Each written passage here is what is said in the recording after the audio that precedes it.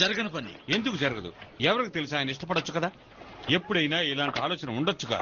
అతను నా సోదరుడే కదా. అదే నొప్పి. ఆగండి, ఇది నాకు అలవాటైపోయింది. అప్పుడప్పుడు ఈ నొప్పి రావడం నాకు మామూలుగా జరిగేది.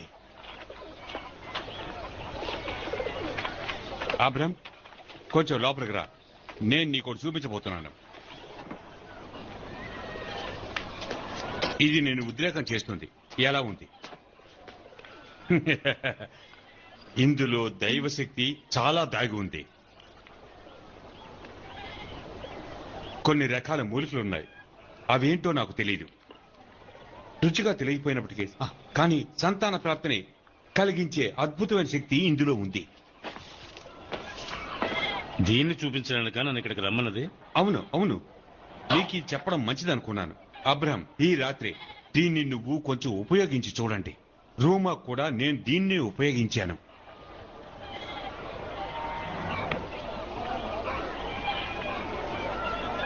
దీనికి ఒక దేవుడు, దానికి ఒక దేవుడు, తినటానికి ఒక దేవుడు, నిద్రించడానికి ఒక దేవుడు. అబ్రహాం, నువ్వేం చేస్తున్నావు? సంపదకు ఒక దేవుడు. నీకేమైనా పిచ్చా? ఆపో ఒక దేవుడు.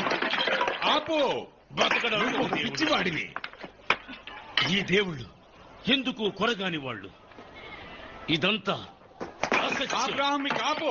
మూటకు ఎందుకు ఉపయోగపడదు. అబద్ధాలు, అన్ని అబద్ధాలు. ఆపో అబ్రహాం, నీ పిచ్చివాగుడు ఆపేసి దాని కిందన పడే. వదిలే. ఇవ్వు.